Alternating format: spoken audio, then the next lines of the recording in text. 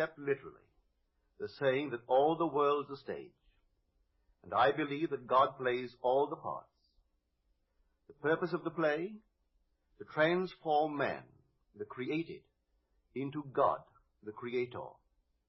God loved man, his created, and became man in faith that this act of self-commission would transform man, the created, into God, the Creator. The play begins with the crucifixion of God on man as man, and ends with the resurrection of man as God. God becomes as we are, that we may be as he is. God becomes man, that man may become first a living being, and secondly, a life-giving spirit. I live, yet not I, but God lives in me.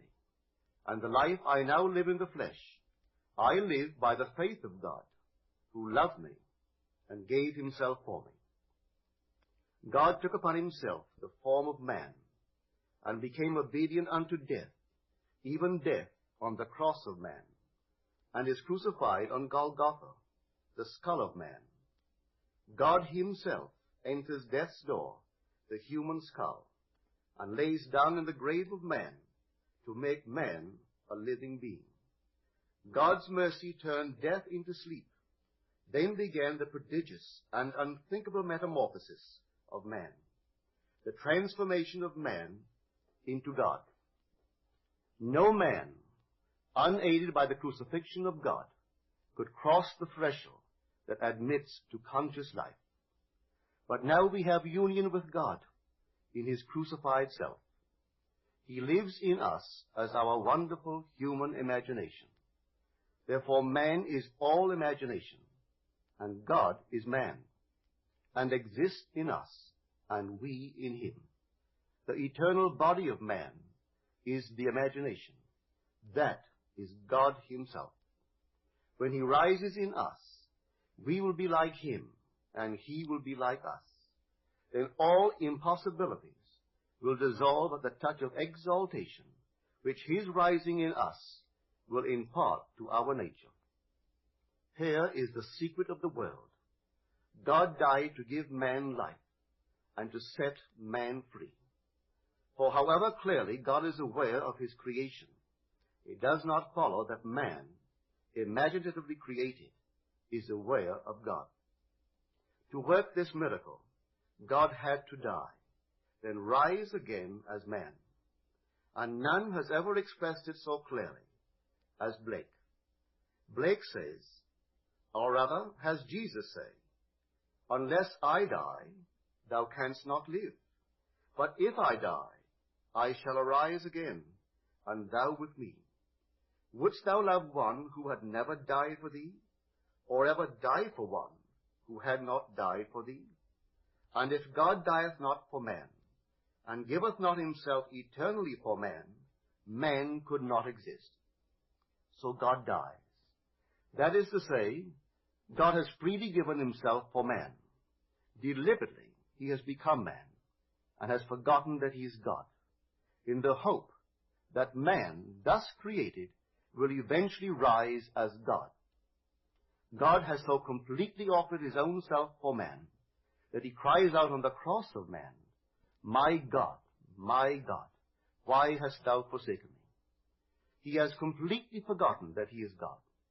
But after God rises in one man, that man will say to his brothers, why stand we here trembling around, calling on God for help, and not ourselves, in whom God dwells? This first man that has been raised from the dead is known as Jesus, the first fruits of those who have fallen asleep. For man, God died. Now by a man has come also the resurrection of the dead. Jesus resurrects his dead father by becoming him. In Adam, the universal man, God sleeps. In Jesus, the individualized God, God wakes. In waking, man the created has become God, the Creator, and can truly say, before the world was, I am. Just as God, in his love for man, so completely identified himself with man that he forgot that he was God, so man, in his love for God, must so completely surrender himself to God that he lives the life of God and no longer that of man. God's play, which transforms man into God, is revealed to us in the Bible. It is completely consistent in imagery and symbolism. The New Testament is hid in the Old Testament, and the Old is manifested in the New. The Bible is a vision. It is not a doctrine or a ritual. The Old Testament tells us of God's promises. The New Testament tells us not how these promises were fulfilled, but how they are fulfilled. The central theme of the Bible is the direct, individual, mystical experience of the birth of the child. That child of whom the prophet spoke. To us a child is born, to us a son is given, and the government will be upon his shoulder, and his name will be called Wonderful Counselor, Mighty God, Everlasting Father, Prince of Peace. Of the increase of his government and of peace there will be no end. When the child is revealed to us, we see it, we experience it, and the response to this revelation can be stated in the words of Job. I had heard of thee by the hearing of the ear, but now my eye sees thee. The story of the incarnation is not fable, allegory, or some carefully reasoned formula to enslave the minds of men, but mystical fact. It is a personal mystical experience of the birth of oneself out of one's own skull, symbolized in that of a child, wrapped in swaddling clothes and lying on the floor. There is a distinction between hearing of this birth of a child from one's own skull, a birth which no scientist or historian could ever possibly explain, and actually experiencing the birth, holding in your own hands and seeing with your own eyes this miraculous child, a child born from above, out of your own skull, a birth contrary to all the laws of nature. The event, as it is recorded in the Gospels, actually takes place in man. But of that day or that hour when the time will come for the individual to be delivered, no one knows but the Father. Do not marvel that I say to you, you must be born from above. The wind blows where it wills, and you hear the sound of it, but you do not know whence it comes or whither it goes. So it is with everyone who is born of the Spirit. This revelation in the Gospel of John is true. Here is my experience of this birth from above. Like Paul, I did not receive it from man, nor was I taught it, but it came through the actual mystical experience of being born from above. None can speak truly of this mystical birth from above but the one who has experienced it. I had no idea that this birth from above was literally true. For who, before the experience, could believe that the child, the Wonderful Counselor, the Mighty God, the Everlasting Father, the Prince of Peace, was inwoven in his own skull? Who, before the experience, would understand that his Maker is his husband, and the Lord of hosts is his name? Who would believe that the Creator went in unto his own creation, man, and knew it to be himself, and that this entrance into the skull of man, this union of God and man, resulted in the birth of a son out of the skull of man, which birth gave to that man eternal life and union with his Creator forever? If I now tell what I experienced that night, I do so not to impose my ideas on others, but that I may give hope to those who, like Nicodemus, wonder how can a man be born when he is old? How can he enter a second time into his mother's womb and be born? How can this be? Well, this is how it happened to me. A heavenly dream in which the arts flourished was suddenly interrupted by the most intense vibration centered at the base of my skull. Then a drama as real as those I experience when I am fully awake began to unfold. I felt myself within my skull, trying to force my way out through its base. Something gave way, and I felt myself move, head downward, through the base of my skull. I squeezed myself out, inch by inch. When I was almost out, I held what I took to be the foot of the bed and pulled the remaining portion of me out of my skull. There on the floor, I laid for a few seconds. Then I rose and looked at my body on the bed. It was lying on its back and tossing from side to side like one in recovery from a great ordeal. As I contemplated it, hoping that it would not fall off the bed, I became aware that the vibration which started the whole drama was not only in my head, but now was also coming from the corner of the room. As I looked over to the corner and wondered if that vibration could be caused by a very high wind, a wind strong enough to vibrate the window, I could not believe that the vibration which I still felt within my head was related to that which seemed to be coming from the corner of the room.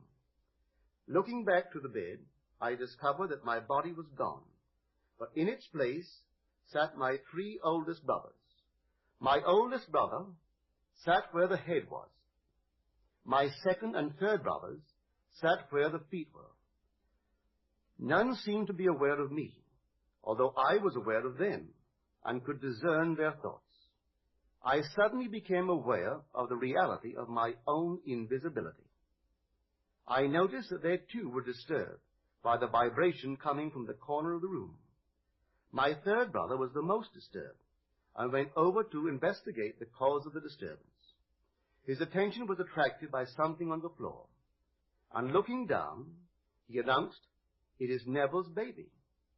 My other 2 brothers, in most incredulous voices, asked, "How can Neville have a baby?" My brother lifted the infant wrapped in swaddling clothes and laid him on the bed. I then, with my invisible hands, lifted the babe and asked him, "How is my sweetheart?" He looked into my eyes and smiled, and I awoke in this world to ponder this greatest of my many mystical experiences. One other vision I will tell, because it bears out the truth of my assertion that the Bible is mystical fact, that everything written about the promised child is in the law of Moses and the prophets and the Psalms, and it must be mystically experienced in the imagination of the individual. The child's birth is a sign and a portent, signaling the resurrection of the patriarchs in the imagination of him in whom the child is born. 6 months after the birth of the child, a vibration similar to the one which preceded his birth started in my head. This time, its intensity was centered at the top of my head. Then came a sudden explosion, and I found myself in a modestly furnished room. There, leaning against the side of an open door, was my son David of biblical fame. He was a lad about 12 years old. What struck me forcibly about him was the unusual beauty of his face and figure.